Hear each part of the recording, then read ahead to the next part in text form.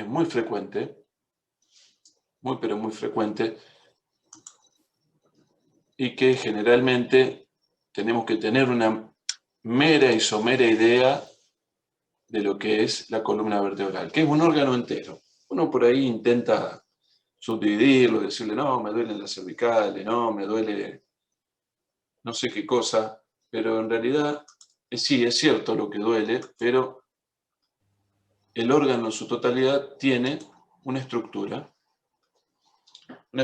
que está compuesta por vértebras, que está compuesta por elementos elásticos como son los discos intervertebrales, que tiene una serie de ligamentos y que se conecta arriba con el cráneo para formar la estructura que va a proteger el sistema nervioso central.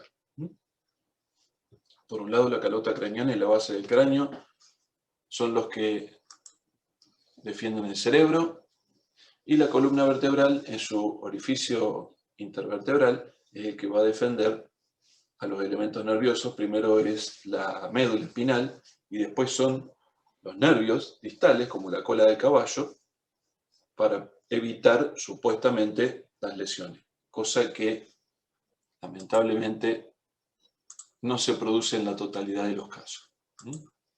Como dijimos, un sistema elástico compuesto y dinámico, compuesto por todos estos elementos que hemos enumerado, y que las tres funciones fundamentales son permitir los movimientos, permitir el soporte de peso, proteger la médula y las raíces nerviosas, y yo te diría también que la vida de relación del ser humano. Si nosotros fuéramos como aquel dibujito del pollito deshuesado, evidentemente no nos podríamos movilizar, no nos podríamos, hasta seríamos como amebas, no tendríamos estructura. En cambio, el hecho de ser animales vertebrados y que pasamos de ser cuadrúpedos a ser bípedos, nos trajo serios problemas en la columna.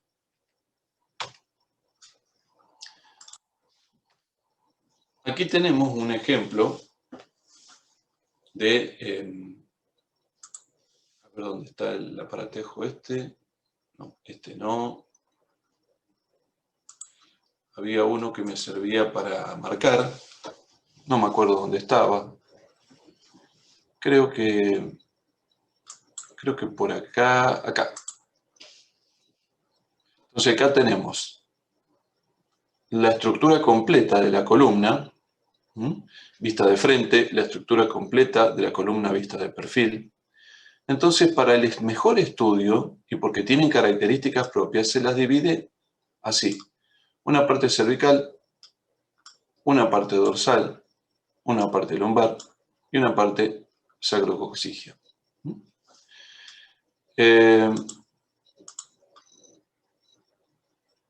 Cuando uno lo mira de frente, la columna tiene que ser bien recta y no tener ninguna desviación. Cuando uno lo mira de perfil, tiene desviaciones que se van alternando, de las cuales tenemos unas que tienen concavidad hacia atrás y otras que tienen concavidad hacia adelante.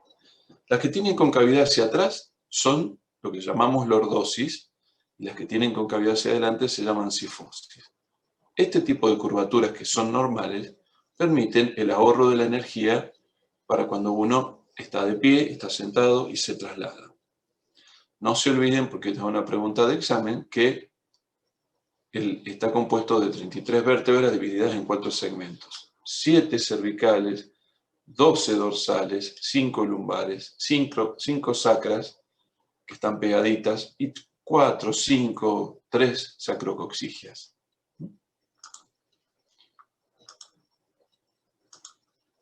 Muy bien. Si uno ve en el frente que esta columna tiene una desviación, es una anormalidad que recibe el nombre de escoliosis.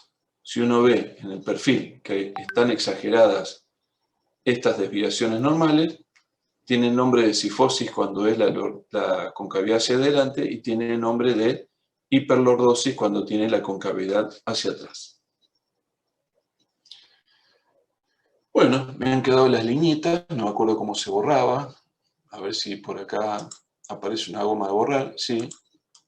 No, igual no se ve. ¿No Ah, se no, sí ven? se ve. Pero son claritas.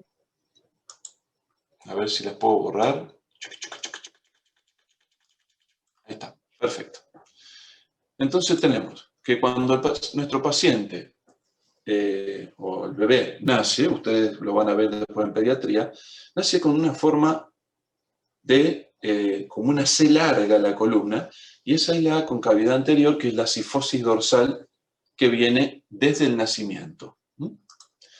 Con posterioridad, cuando el chico empieza a querer levantar el cuello y a sostenerlo, que eso más o menos a los 3, 4 meses, empiezan a fortalecerse los músculos cervicales y empiezan a darle forma a la columna cervical, con una lordosis, que es la que después se va a alternar con la cifosis dorsal. Cuando el chico empieza a sentarse en forma de trípode, aproximadamente a los 7 meses, empieza a tonificar la musculatura de la columna lumbar y eso genera la lordosis lumbar y de esa manera también se forma la cifosis sacrocoxígea. Entonces, aproximadamente al año tenemos las 4 curvaturas normales desarrolladas. Y gracias a esas curvas, como estábamos diciendo hoy, es que nosotros ahorramos un poco de energía, aunque a veces no parece, pero sí, se ahorra energía en el traslado, en el movimiento, en la vida de relación. Si uno tuviera que hacer y achicar la estructura más chica que puede llegar a tener una columna vertebral, tendríamos que decir que es la relación que existe entre una vértebra y la otra, como lo vemos en este gráfico, y entonces existen una serie de elementos. Tenés la vértebra por un lado y los discos intervertebrales por el otro, los ligamentos que acá no los estamos viendo, pero que existen los interespinosos, los intertransversarios, el ligamento vertebral común anterior que va detrás del cuerpo vertebral y el ligamento vertebral común posterior que va por detrás. Una vértebra tiene una constitución muy especial.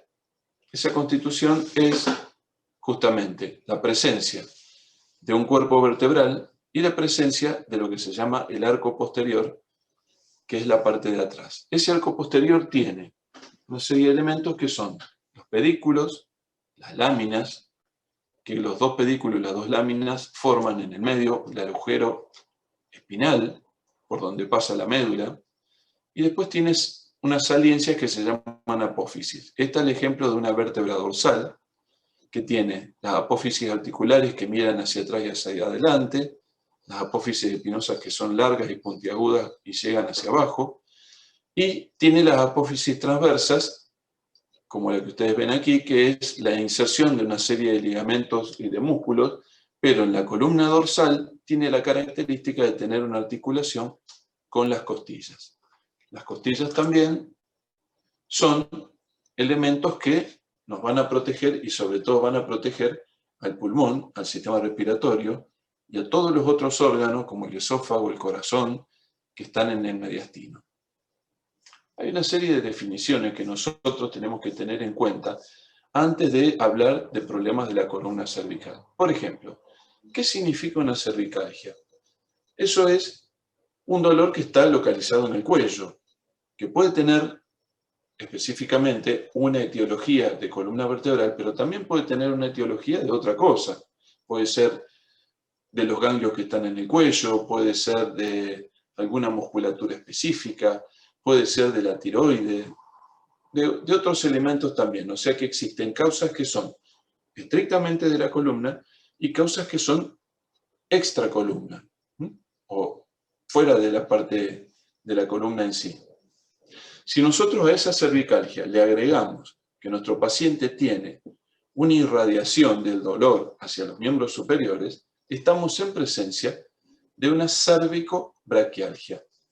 Y eso ya nos está haciendo pensar que no solamente tiene un problema funcional, sino que probablemente tenga alguna patología tipo discal o la presencia de alguna enfermedad de tipo tumoral a nivel de la columna cervical. Lo mismo que acabamos de decir, lo vamos a trasladar a la parte de columna lumbar. Entonces vamos a tener la lumbalgia, que es el dolor puro que está a nivel lumbar. Es un dolor que hay que a veces hacer un diagnóstico diferencial porque también tiene causas extraespinales, como por ejemplo el problema renal, las litiasis renales, las infecciones del riñón, otras patologías tumorales también que pueden dar dolor lumbar, y entonces uno tiene que hacer un diagnóstico diferencial, y un paciente que te viene con una lumbalgia, tenés que estudiarlo en su totalidad. No solamente pedirle una radiografía de la columna, sino que a veces necesitas una ecografía de los riñones, necesitas hacerle un análisis general para ver si no tiene algún otro signo que te haga pensar en otra cosa. Y como en el miembro superior, la parte cervical, la cervicobraquialgia, la lumbociatalgia es el dolor que se irradia hacia los miembros inferiores. Entonces, el paciente te viene y te dice, uy, doctor, me duele el ciático. Ajá, ¿dónde te duele? Acá en la espalda. ¿Y te duelen las piernas? No. Entonces, nuestro paciente no tiene una ciática, tiene un dolor lumbar. A esto también le agregamos el dolor dorsal, a nivel de la columna dorsal, se llama dorsalgia, es menos frecuente, y hay gente que te viene con dolores coxigios también, el famoso huesito dulce, o porque se cayó, o porque tiene una hernia de disco de tipo lumbar baja, o porque tiene alguna patología anorrectal que hace una tracción sobre los ligamentos que se suspenden desde el coxis. Entonces uno lo tiene que investigar. Por supuesto que uno, se está sospechando como traumatólogo que tiene una patología no rectal, tiene que derivarlo lo antes posible al especialista en la parte colorectal o cirujano general o clínico. La patología de la columna, como la patología de cualquier órgano del cuerpo, se divide en dos grandes capítulos: la patología congénita y la patología adquirida.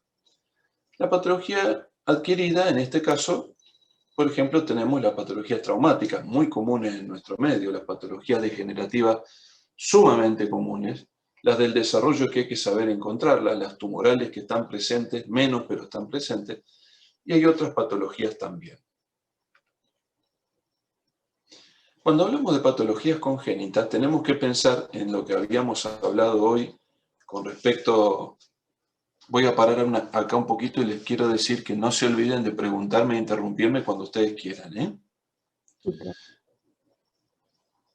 Muy bien. Las patologías congénitas tenemos que pensar, ¿qué tenemos para ver?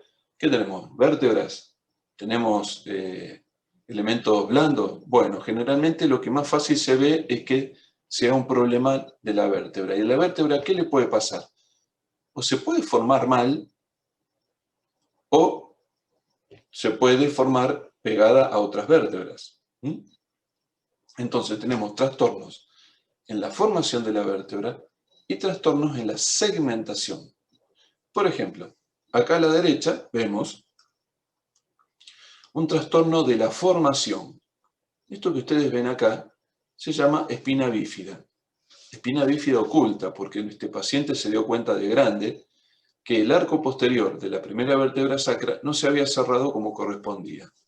¿Y por qué se dio cuenta? Porque este tipo de patología generalmente trae como consecuencia dolores lumbares.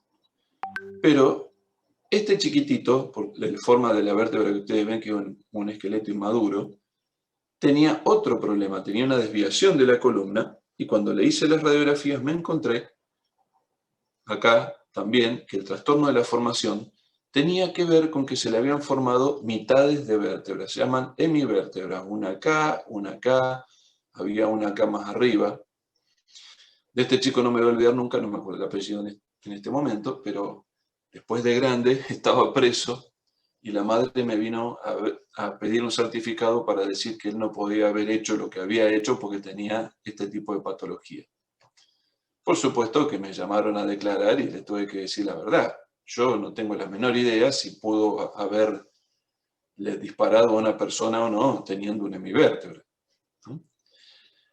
Hoy en día, este tipo de estudios, como es la tomografía computada con reconstrucción tridimensional, esta es una tomografía computada común, nos muestra que nuestro pacientito que tenía una escoliosis tenía un pedacito de vértebra formado entre la segunda y tercera vértebra lumbar que recibe el nombre de hemivértebra.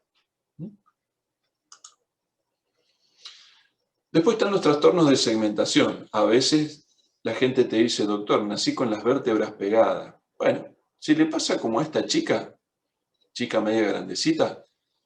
Bueno, lo único que le va a traer es a la larga, en esta resonancia magnética, se nota, la compresión de las raíces de la cola de caballo, que no es que le va a dar un síndrome de la cola de caballo, sino que le va a dar una ciatalgia, un dolor hacia los miembros inferiores. Pero a veces, esta fusión de vértebras es de varios segmentos, y no solamente así en el cuerpo, se puede pegar la parte de adelante, y al crecer genera una cifosis, o la parte de atrás, y cuando crece se forma una lordosis, y trae problemas realmente dinámicos y estructurales.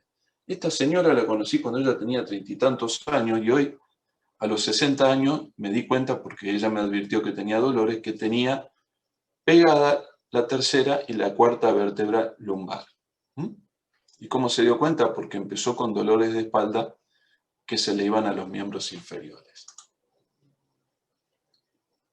Saliendo de la patología congénita, tenemos que hablar de la patología más frecuente en el medio de la accidentología, y que se trata de fracturas, luxaciones, luxofracturas y esguinces de la columna vertebral. En este caso no era un traumatismo, pero se lo traje para que vean ustedes el aplastamiento, porque es una fractura de la vértebra. Como consecuencia de la descalcificación, no tiene la forma que tiene que tener, tiene una forma como de pescado, así como bicóncava. Y en este caso era una fractura con un aplastamiento también vertebral, pero como consecuencia de una patología tumoral. No es la más frecuente en las traumáticas. Uy, se me fue para el otro lado.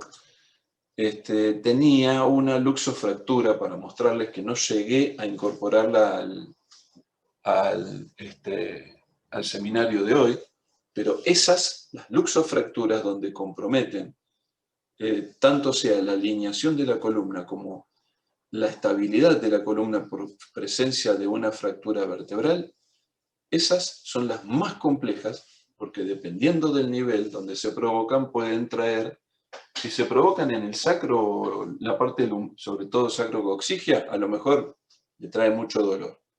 Pero si se provocan a niveles más superiores, como dorsal y cervical, pueden traer como consecuencia lesiones paralíticas, como paraplejías, o sea, que no le funcionan los dos miembros inferiores, o cuadriplejía, que no le funcionan ninguno de los miembros. Después están las patologías degenerativas, y que son las más frecuentes, le diría yo, en el consultorio, porque la patología que se ve en un hospital es distinta a la que se ve en un consultorio privado. Y el 75% de los problemas que me vienen a visitar, sobre todo con los primeros años, y los primeros años hablo de los primeros 20 años de trabajo. Ahora me vienen a ver un poquito más específico algunas patologías, porque saben que por ahí yo me dedico más a alguna cosa que a otra. Pero para el traumatólogo en general, encontrarse con este tipo de problemas es muy frecuente. Y dentro de las patologías degenerativas están la artrosis y las patologías de los discos intervertebrales, como la hernia de disco y las hernias intraesponjosas, que causan inestabilidad en la columna y, como consecuencia de ello, dolor. En este caso, estamos viendo la resonancia de un paciente que tenía un dolor lumbar y irradiado hacia los miembros inferiores, sobre todo del lado izquierdo, y siempre uno tiene que proceder al examen físico, que ya lo vamos a ver en una diapositiva que está un poquito más adelante, y de esa manera uno va progresando en los estudios. Primero uno siempre tiene que pedir una radiografía, porque es muy como que te enfoca en el tema, te va enfocando y vos podés decir, sí, el problema está acá, el problema está allá, lo tengo que investigar un poquitito mejor. Y entonces, al final del estudio, el último estudio es la resonancia magnética, y en este caso vemos esta prosidencia dentro del conducto espinal de fragmentos del disco intervertebral, que seguramente está roto y está, que se llama, extruido. No solamente es un fragmentito común y corriente, a veces se trata del núcleo pulposo, que es la parte central del disco intervertebral, que está lleno de líquido y que es como tener un globo que uno lo va apretando y que en algún momento se va hacia un costado, se puede ir hacia adelante, hacia atrás, etc. Las hernias discales pueden ser laterales, como esta, que se van para la parte lateral del orificio intervertebral, se van hacia el medio, se llaman centrales, se llaman intraforaminales cuando se dan acá, que es por donde sale el nerviecito, hacia afuera de la columna, y se llaman extraforaminales cuando se los comprime acá, cerca de la presencia del ganglio sensitivo. ¿Hay alguna que sea más frecuente? Y yo te tendría que decir que lo que uno ve, no porque sea que hayan hecho una estadística, sino que estas, que es las centrales y las laterales, que se meten dentro del desfiladero por donde sale el nervio espinal, es una de las más frecuentes. Gracias. Pero cualquiera puede ser, ¿eh? Cualquiera. A ver, acá tengo que borrar esta porquería que me quedó, ahí me di cuenta. No se borra. Bueno, era con una tinta indeleble. En el corte sagital, acá ustedes ven, perdón, a ver, sagital, coronal. Ustedes ven acá la hernia de disco que se ha provocado en el espacio L5-C1 con una prosidencia posterior y se mete dentro del orificio intervertebral. Miren este disco ponderado en T2, esta es la imagen que uno tiene que ver, blanca porque está lleno de líquido. Ahora, si uno lo ve negro, así de estas características, es un disco que está deshidratado y que está muy propenso a la hernia de disco.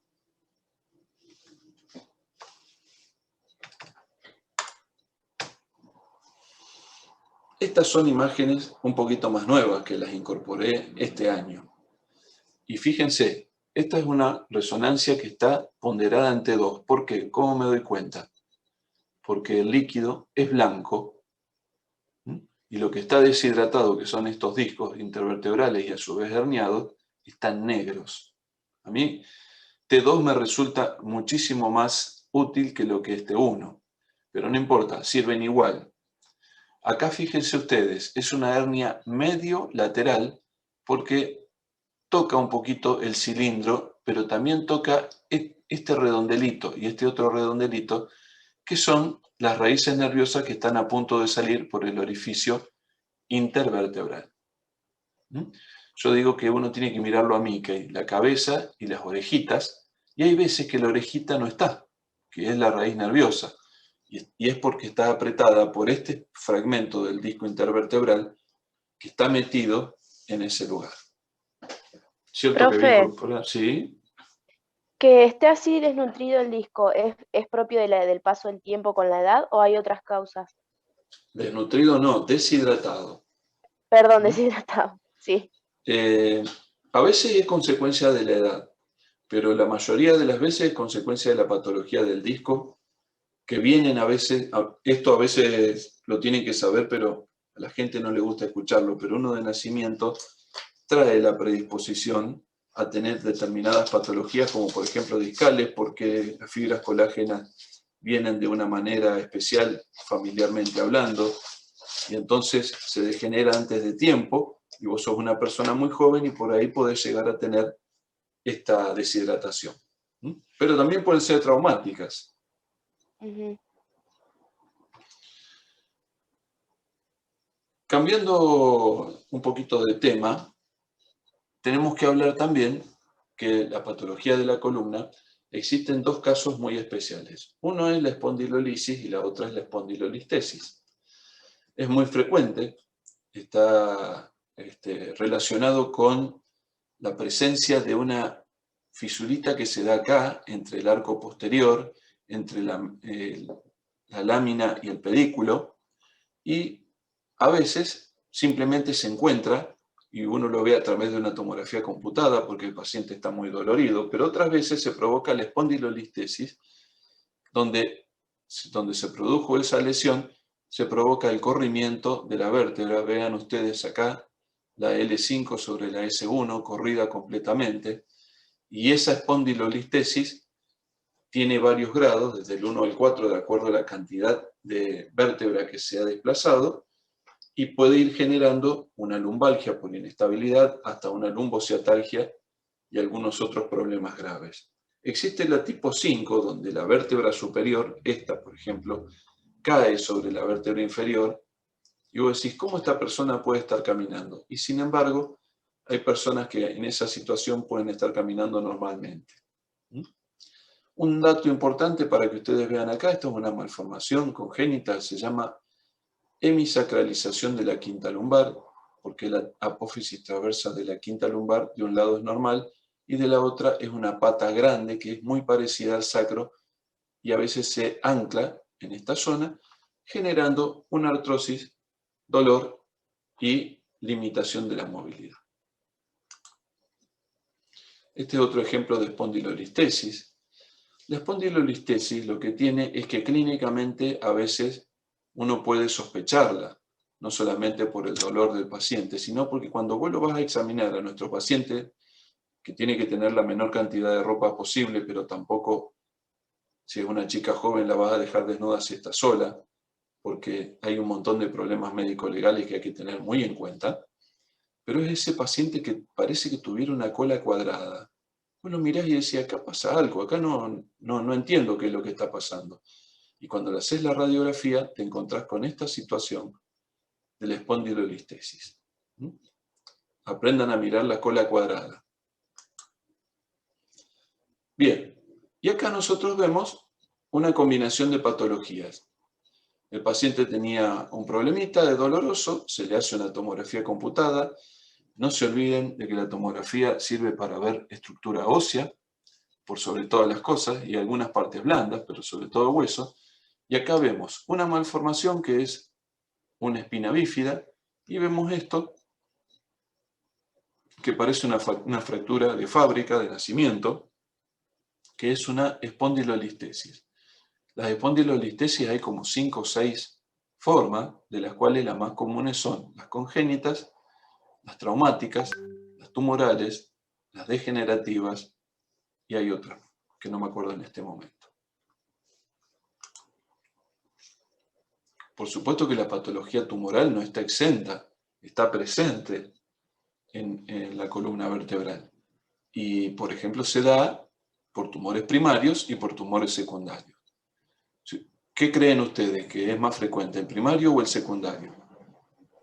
Secundario, Ajá, como consecuencia de metástasis. lesiones metastásicas. Acá lo dice. No solamente por eso. Las patologías linfohematológicas, como los mielomas, también son asiento en la columna vertebral. Hay un dato importante, porque las infecciones, que vamos a mirar también en un ratito así, pero pasada por arriba, también se pueden asentar en la columna vertebral. Solo que las patologías tumorales de los huesos respetan los discos intervertebrales, pero las patologías infecciosas no. Dan también una discitis. Y tumores primarios también existen. Existen un montón de tumores primarios. Ustedes tienen que pensar cuando les hacen la pregunta en el examen final, decime, a ver, ¿qué tumor primario puede tener este tejido o el otro? Fíjense qué elementos puede tener. Y acá tenemos huesos, vasos sanguíneos, nervios, tejido sinovial, discos intervertebrales. Entonces podemos tranquilamente decirle tumores primarios de huesos, tumores primarios de cartílago, tumores primarios vasculares, tumores primarios neurológicos, y entonces le va a salir mucho más fácil. Y ahí empiezan a decir osteoma, osteosarcoma, condroma, condrosarcoma. No le van a errar. En este caso es nada que ver con la columna, era de calota craneana, pero era un tumor benigno de una señora que me pidió por favor que la derive, que se quería operar. La mandé al neurocirujano y creo que me la crucé por la calle el otro día, después de 20 años todavía tiene el cosito este. Y después tenemos este tipo de patologías que generalmente son fracturas. Es una fractura, sí, por supuesto, pero es una fractura patológica, porque después a la larga, cuando le hicimos los estudios, la punción vertebral, determinó que tenía una enfermedad tumoral. Generalmente, como ustedes me lo dicen, son metastásicas. Y también tenemos las enfermedades inflamatorias, y que hay dos grandes divisiones. las enfermedades inflamatorias infecciosas y las enfermedades no infecciosas, que son las que van a ver el año que viene cuando hablen de reumatología, donde está la artritis reumática, la espondilitis anquilosante y un montón de otras enfermedades del tejido conectivo que se llaman, algunas de ellas, seronegativas. No porque se sacaron un cero, como se van a sacar ustedes, sino que son porque no tienen la serología de una enfermedad reumática.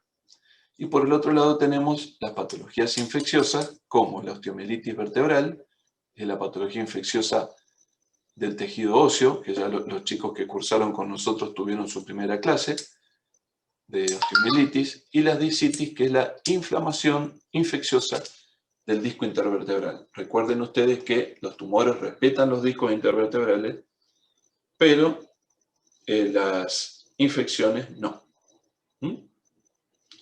Muy bien, sigamos adelante. Esta es la característica de una de las infecciones más comunes que se ha dejado de ver últimamente en forma frecuentísima, pero no que se dejó de ver totalmente, porque todavía hay de estos casos, que son las tuberculosis vertebrales, también conocida como enfermedad de Pope. La tuberculosis vertebral generalmente tiene como asiento la parte dorsal baja, que es el drenaje de la vía respiratoria, y genera un absceso. Ese absceso tiene casium, un absceso casioso, que a la larga quiere drenarse y termina drenándose por partes blandas cuando uno no se da cuenta, en casos muy avanzados, hasta puede salir por la ingle también. Pero cuando se destruye la vértebra nos puede llegar a producir una situación como esta, que la vi hace muchos años, vi una parecida, esta es otra foto, donde el paciente estaba, en este caso estaba parapléjico porque la médula de acá para abajo no funcionaba y hubo que estabilizarlo, porque en este caso se estabiliza la columna, no porque va a recuperar la parte neurológica, sino porque el paciente tiene que estar sentado, para estar sentado en una silla, comer, trabajar con la computadora, hacer toda su vida y aparte no escararse en esta zona que le puede traer gravísimas consecuencias. Y como tercera situación, le tengo que decir de que este paciente tiene que recibir un tratamiento antibiótico adecuado, que es la antibioticoterapia de la enfermedad tuberculosa.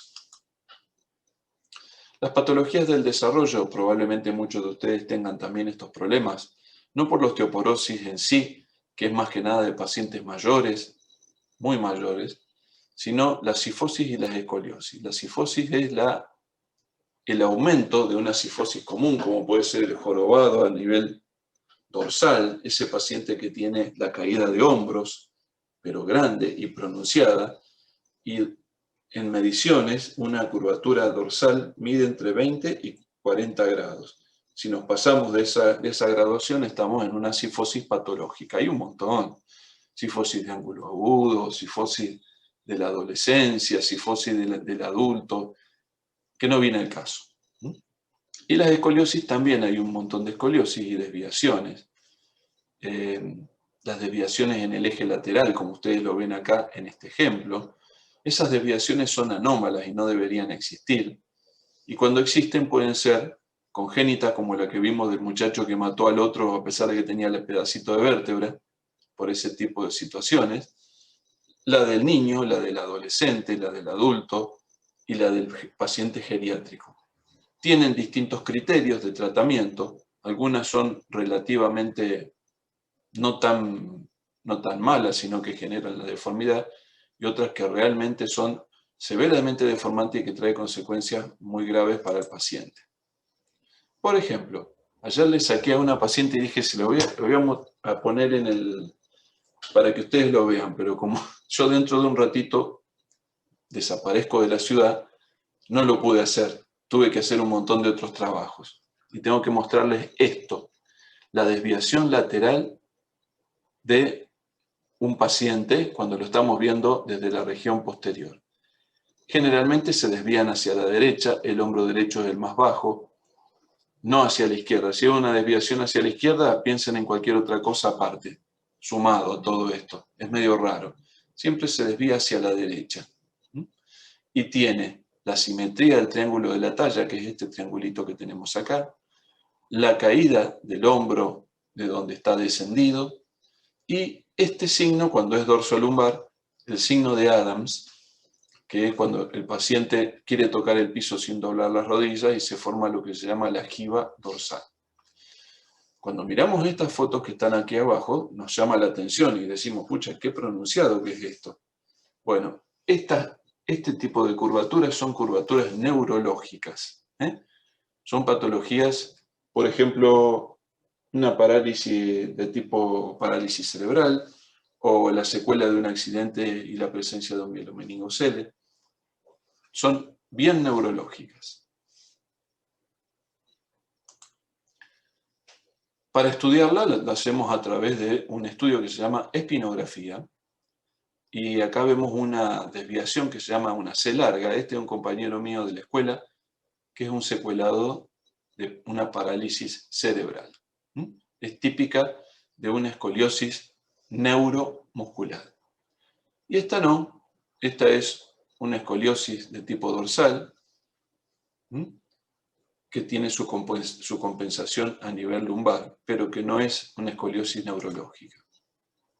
Acá vemos distintos tipos de escoliosis y se hace la medición a través de ángulos para que nosotros sepamos cómo tratar a nuestro paciente. Este tiene 24 grados, este tiene 35 grados y tiene un signo que se llama signo de Reiser, que tiene que ver con la osificación de la columna vertebral, que para nosotros es el pronóstico de cómo ha crecido nuestro paciente, y de acuerdo a la edad, el signo de Reiser y otra cosa que es la menarca en las mujeres, podemos decir, este paciente se le va a incrementar la curva, requiere un tratamiento mucho más agresivo, o este paciente requiere un tratamiento un poquito menos agresivo, pero importante a la vez.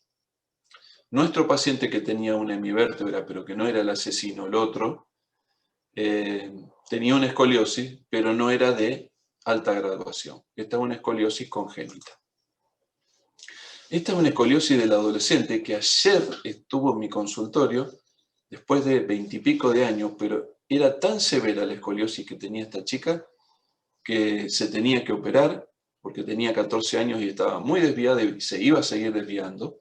La derivé a Buenos Aires, la operó el profesor Reina, que debe estar jubilado en el Instituto Nacional de Rehabilitación, junto con un compañero mío, y requirió este tipo de montaje. Usted me dice, pero está igual. No, la verdad es que no está igual, pero no se podía corregir más porque si se corregía más tenía problemas neurológicos. Piensen en estirar una médula y en estirar un nervio. Probablemente a veces, si uno hace eso, no funcionan los nervios. Entonces uno tiene que corregirlo todo lo más posible y después instrumentarla, colocarle este tipo de barras y fijaciones y seguir controlándola para evitar complicaciones futuras. Este es un excelente resultado, aunque ustedes no lo crean. Ayer cuando la vi, le digo, mostrame la espalda, casi me da un susto. Pero si no le hubiéramos hecho el tratamiento, hubiera estado mucho peor. Y este tratamiento le previene, justamente le dio COVID y tiene un problema ahora pulmonar. Pero yo le decía, pensá bien, seguramente es del COVID, porque respiratoriamente tiene una buena caja torácica a pesar de tener la escoliosis. Bueno, este paciente, cuando vean el año que viene, van a decir no tiene caja torácica, no puede respirar y demás, porque es una enfermedad reumatológica, donde tiene una cifosis de un ángulo agudo enorme, y tiene una enfermedad que se llama espondilitis anquilosante. El examen clínico, en general, esta es la parte donde yo me acelero para que ustedes puedan terminar con todos sus teóricos del día de hoy. Hay que evaluar la fuerza, el trofismo y el desarrollo muscular de los 4 miembros. Tenemos que evaluar los reflejos osteotendinosos profundos, porque si vemos que uno no funciona, algo está pasando. Neurológicamente algo pasa. Y hay que evaluar la sensibilidad en las distintas metámeras, porque en un paciente que tiene una cuadriplejía o una hemiplejía o que tiene alguna paraplegia también, hay que ir evaluando los niveles sensitivos y los niveles motores. Esto todo lo tienen en el entorno virtual, así que no se desesperen de estar escribiendo. Espero que el profesor Walla lo haya colocado. Siguiendo con el examen físico, 2 cosas o 3 cosas importantes que quiero decirles de esta diapositiva. El paciente se tiene que sacar la mayor cantidad de ropa porque si no uno no puede ver bien cómo es la deformidad. Pero ante esa ante la imposibilidad de sacarlo, se tiene que quedar con la ropa lo menor posible dentro de lo posible. O sea, como les decía hoy, en el caso mío, que yo soy un varón, si viene una chica joven para evitar de que diga que soy un degenerado y hacer un montón de problemas, trato de dejarle la mayor cantidad de ropa o decirle, te espero la semana que viene, venite con un shortcito y una remera, una remera pegada al cuerpo, para poder examinarlo como corresponde. Si está la mamá, si está el tío, si está la abuela, no pasa absolutamente nada. Tampoco le voy a sacar la ropa interior, eso no tiene nada que ver. Algunos profesionales tenían como una especie de batita que se ponía adelante y creo que es útil, pero en el momento de la vida de hoy yo por ahí prefiero que vengan con una ropa pegada al cuerpo, de esas tipo como una calza, un buzo o algo así para poder examinar. Sacar los zapatos, que no se queden con los zapatos puestos, verlo de pie y acostado y sentado. Ver si puede caminar en talones y en punta de los pies, porque eso me va a estar hablando de las raíces L5 y S1. Y cuando está de pie tengo que palpar la columna en su totalidad, porque a veces tenemos el one finger pain, donde vos tocas una espinosa y le pega un salto. Me pasó el otro día con una paciente, le pedí estudios y no tenía nada, pero alguna vez me encontré con una osteomielitis vertebral o con un tumor. Y no nos olvidemos del signo de la SEG, que el signo de la SEG es cuando lo tenemos acostado al paciente y le levantamos el miembro inferior. Si nuestro paciente pega un grito a los 30 grados de haber levantado la pierna, es un LASEG positivo y nos puede hablar de una presencia de una hernia de disco. Los reflejos neurológicos anormales, como son el Clonus y el Babinski y la alteración de la sensibilidad, tenemos que tratar de ubicarlos y alertarnos. Dentro de los exámenes complementarios tenemos las radiografías, las tomografías, la mielografía, que cada vez se usa menos o no se usa, la resonancia magnética, la electromiografía y la centello. Radiografía, ya lo conocen. Utiliza rayos X y los huesos que tienen calcio dan una imagen de estas características. La tomografía también utiliza rayos X, pero lo reconstruye a través de una computadora y entonces nos puede dar las imágenes de unos tumores vasculares, las imágenes de una espondilolistesis y la imagen de una hernia de disco en forma bastante indirecta, pero que durante mucho tiempo fue el mejor estudio.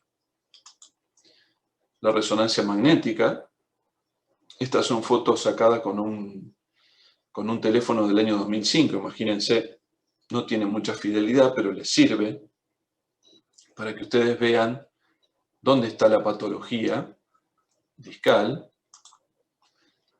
dónde está la patología discal en la columna cervical también, porque no es solamente patrimonio de la columna lumbar, es de la cervical y de las dorsales. Cuando son hernias dorsales, son sumamente jodidas.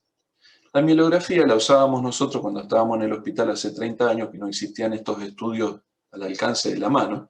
Se coloreaba el espacio subaracnoideo con líquido de contraste, que al principio no se disolvían, después sí eran hidrosolubles, y se sacaba una radiografía y se infería la presencia de las hernias de disco en una imagen en negativo.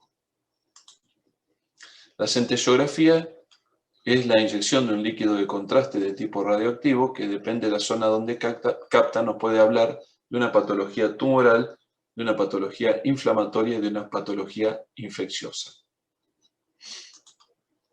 En cuanto a generalidades del tratamiento de patologías de columna, no se olviden que cuando hay un traumatismo de columna tenemos que evaluar la presencia de estabilidad, porque si tenemos una luxofractura de columna, nuestro paciente probablemente requiere una cirugía para estabilizarla, porque muchas veces, si son cervicales o dorsales, terminan con cuadriplejías y paraplejías, y nosotros tenemos que tratar primero de evitarlo, y si no lo podemos evitar, de fijar esas columnas para que nuestro paciente tenga una rehabilitación la más adecuada posible.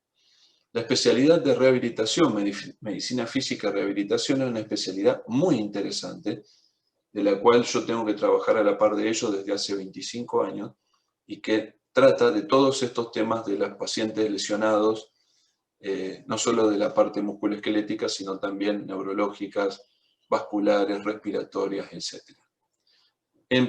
En fracturas que son estables o en traumatismos estables o a veces en hernias de disco, el uso de corsé o de faja vallenada para la inmovilización es muy importante. Calmar el dolor es lo más importante. El tratamiento quirúrgico se reserva para situaciones como esta, donde el paciente tenía una fractura cervical, le habían colocado los neurocirujanos este tipo de montajes con placas, y esto que ustedes ven así es como una cajita que adentro tiene todos los injertos óseos para que se pueda solidificar. Esta paciente es una chica, la esposa de un amigo, que tenía problemas en los discos intervertebrales y el neurocirujano optó por este tipo de fijación. Esta paciente tenía problemas de escoliosis. En los primeros estadios se pueden utilizar este tipo de corsé que se llama TLSO, tóraco lumbosacro, termoconformados, que son moldeados con calor, como un plástico especial, pero también pueden ser de yeso, y en determinadas situaciones donde ese ángulo, ese valor angular que yo les quise hacer notar hoy para que ustedes lo vean, puede excederse, o nosotros pensar como le pasó a la chica que les conté que vi ayer, y pasar a un tratamiento quirúrgico de fijación y estabilización. El tratamiento de la hernia de disco lumbar, esta es una generalidad del tratamiento. Yo les tengo que decir, a lo mejor el neurocirujano les dice otra cosa, pero yo les tengo que decir de que el 90% de los casos el tratamiento médico tiene éxito. No que se va a curar la hernia y se va a ir, pero se va a volver asintomático nuestro paciente. Tenemos que hablar de medicación antiinflamatoria, reposo, el uso de faja, kinesiología, y en un 90% puede funcionar. A veces tenéis que cambiarlo de actividad, el paciente en vez de dejar de hacer un trabajo sumamente pesado lo tenéis que reubicar. Bueno, eso se verá en las circunstancias, pero existen 3 situaciones de las cuales nuestro paciente no va a salir con un tratamiento ortopédico. ¿Qué son?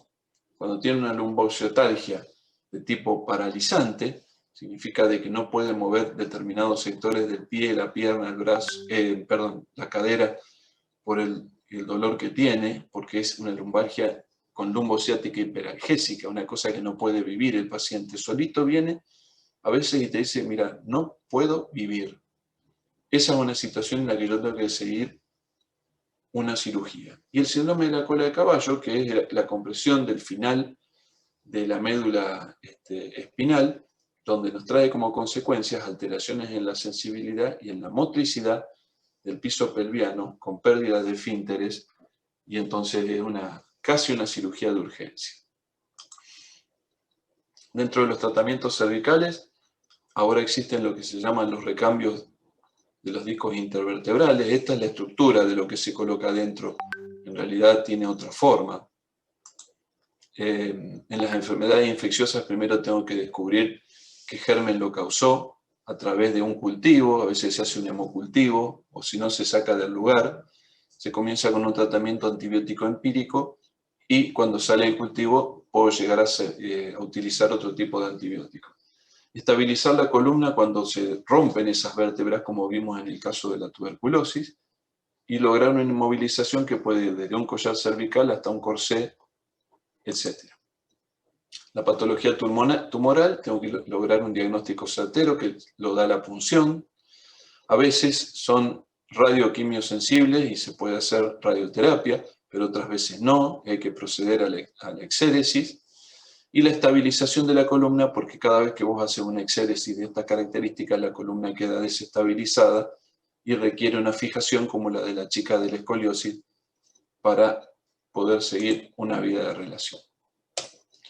Y como les decía, queridos nombrecitos y fotitos, acá termina el primer seminario. ¿Tienen alguna pregunta específica? No, por ahora. Por ahora no. Bueno,